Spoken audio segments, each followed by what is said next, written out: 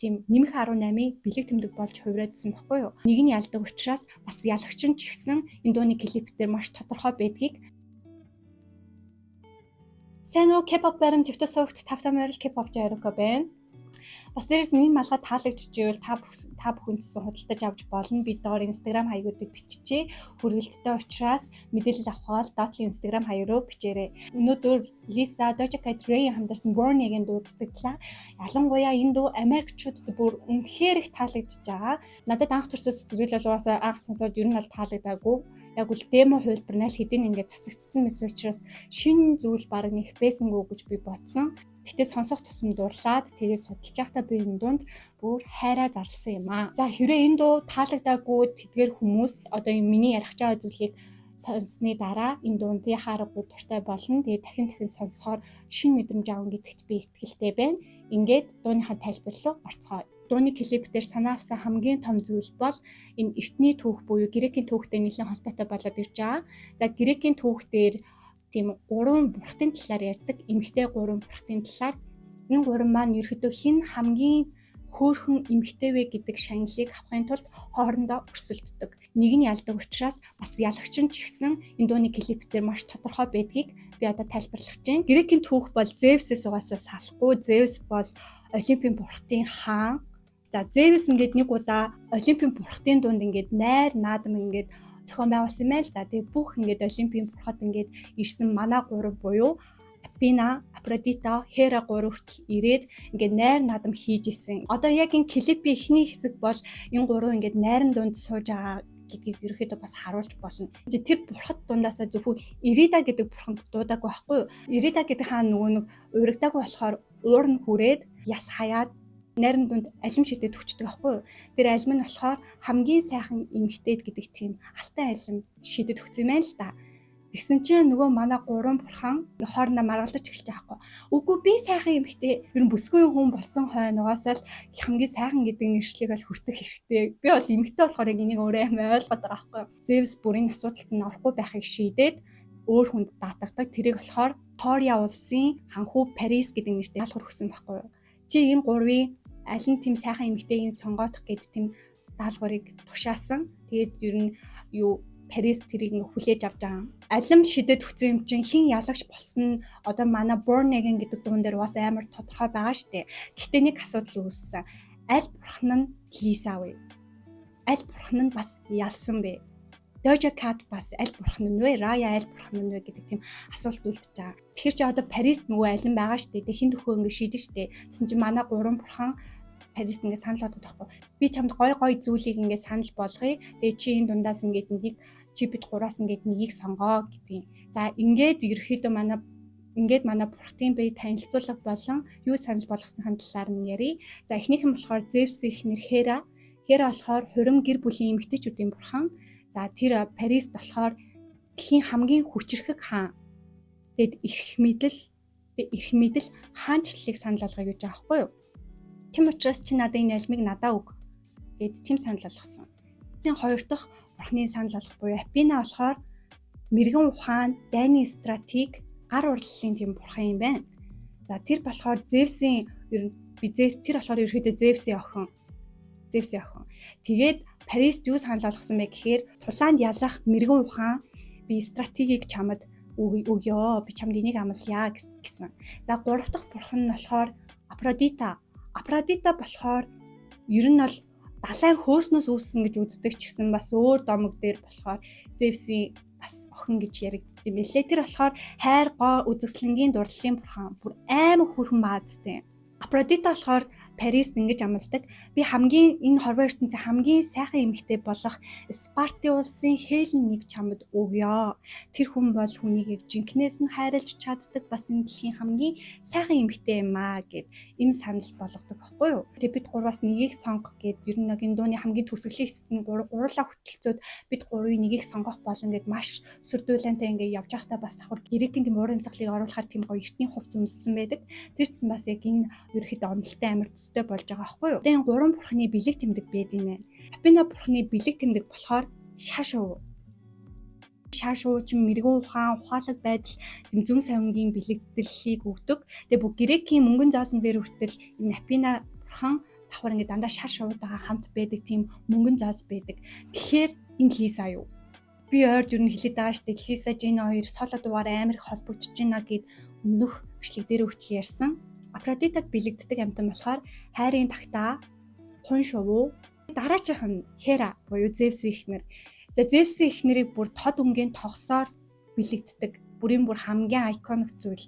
Тэгээд яг бодоод харбал Лиза тэр гураас хамгийн тэм хэнцэр тогсч үнэхэр хэнцэрчтэй. Хэнцэр ингээд тогос шиг байдэн штэ тэр хувц мөвц одоо сармуусан дээр хүд мүд гэл. Тэгээ энэ баг бас юу юм болов? За цөмөр одоо Парис руу орцгоё. Парис гэдэг хүү чи юу хэр бэ? Парисыг тээж ахт ингээ ээж нь ингээд нэг зүнтэй зүдэлжсэн мэн л да. Гэтэ аимшигтай хар дарсан зүуд. Тэр нь юу вэ гэхээр гартаа галны дүл барьсан хүүхэд одоо өөрийнх нь Тория улсыг ингээд сүрүүлж гинэ гэж зүудлээд тэгээд хаантайгаа ярилцаа зөө энэ хүүг гарсныхаа дараа алхаар шийдийгээд алхаар болсон юм байна л да. Тэгээ алхаар болж байгаа тэгээ явжсэн чинь яаж яж байгаа амьд үлдээ тончих хүү болоод өсөөдээд эргүүлээд ингээд аав ээжтэйгээ уулзж байгаа. Парис болохоор ингээд энэ шүүлтийг хийхээс өмнө ард иргэдтэй ингээд амлалт өгж байгаа байхгүй юу? Би энэ хотыг хамгаалах болно, ард түмнийхээ нэрийг өндөрт өргөх болно гэдгийг амлаад тэгээд явсан байхгүй юу? Очоод нөгөө 3 саналуудаас үнэндээ манай хүн ард иргэдийг хамгаалах биш, Афродитог сонгоё. Дэлхийн хамгийн сайхан эмэгтэйтэй гэрлэх, дэлхийн хамгийн сайхан эмэгтэйг өөрийн болгохыг сонгодог. Манай Лиза ингээ Афродито болж байгаа байхгүй юу? Тэгээ ганцаархнаа ингээ алим ингээ даваад ингээ багталтай нарга горлож байгаа хэсэг ингээ манай дууны клип дээр ингээ гардаг. Апина бол Рай, дуучин Рая баггүй юу? Амар амгалан гэдэг зүйлийг зэн гэдгийг аль хэдийн олцсон учраас маш тайван байна. За Хера эсрэгээрээ энэ Doja Cat ингээ гараа хүлүүлсэн байдаг. Тэгээ би түүхийн судлаад үзэхээр одоо энэ 3 бурхтаас гараа хүлүүлжсэн тохиолдол байгаа юу гэсэн чинь Хера бурхан ерэн гараа хүлүүлжсэн тийм мэдрэмж авч исэн. Яагаад авч исэн бэ гэхээр ерөөхдөө Зевс ингээ маш зугаа цэнгэлд дуртай. Тэгээ ерөөхдөө олон эмэгтэйчүүдтэй ингээ зугаа цэнгэл хөөцөлддөг учраас Херад маш их шархлуулж, гомдоож тэгээ олон удаа ингээ гашуудж исэн. Тэгээ тэр нь яг л нөгөө нэг гараа хүлүүлээд эрхчлөөгүй байгаа мэдрэмжийг Херад өгч исэн гээд тийм домог түүхийг яг ингэж зүрлэлс утгаар гаргаж исэн болохоор Doja Cat энэ дээр болохоор мэдээж гараа хүлүүлсэн дээ тийм төгшим харизмтай байдаг шүү дээ.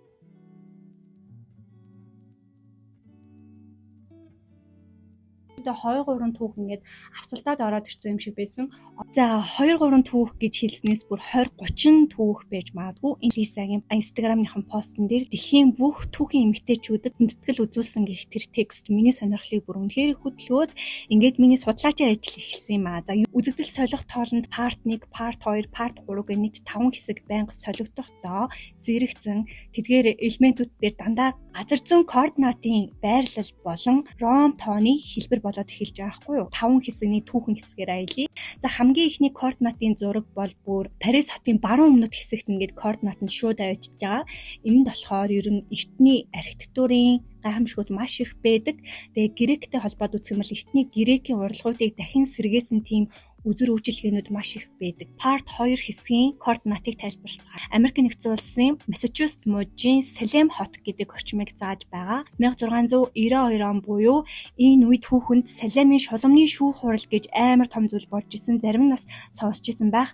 Маш олон хүмүүсийг шулм гэж буруутгаж бүр амьдаар нь ингэж цаазалж шатаажсэн тийм амар түүхтэй. Doja Cat-аар ингээд хэрцгий дүр төрхтэй, тэм шулмын дүр төрхөөр ингэж илэрхийлж гаргаж ирж байгаа. 4 хэсэг рүү орох юм бол Америк нэгдсэн улсын Нью-Йоркийн Манхэттен дүүрэгт болж байгаа хгүй юу? 1939 он бол дэлхийн 2 дугаар дайн эхэлсэн он билээ.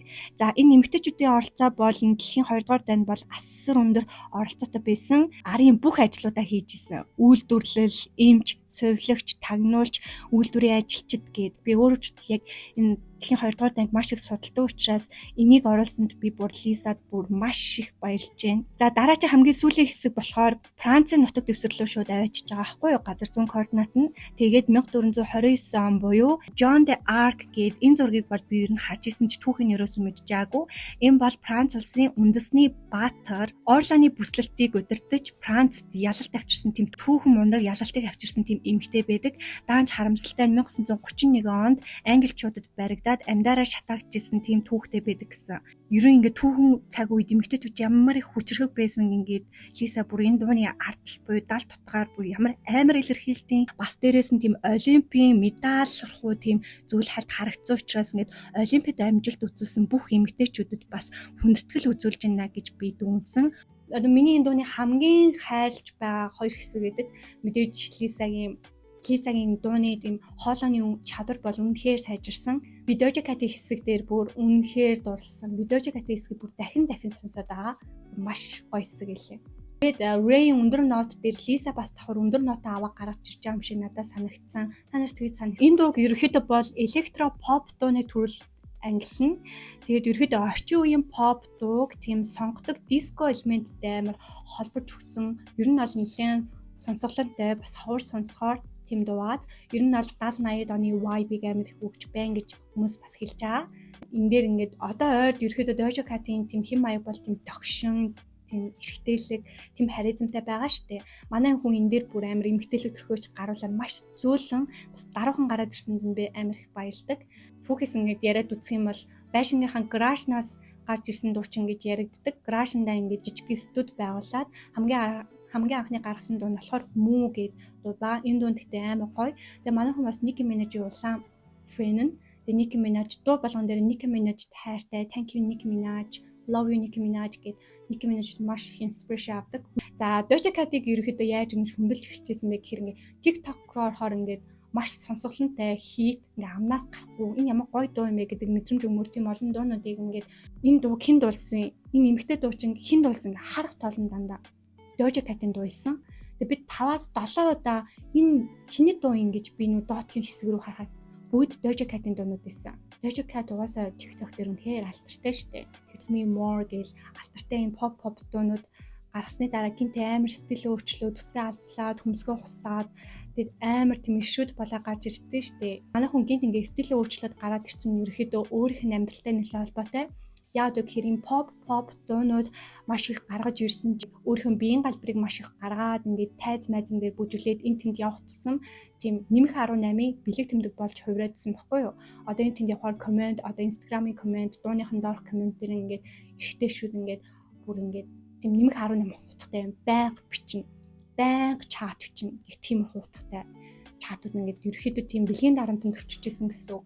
Тэгээд хит их бэлгийн дарамтанд энэ олон жил өртснөхаа дараа би ингээд ийм hot sexy байхаа болоод ийм ишүү төсөө хусцсан, цараймуутай байх тусам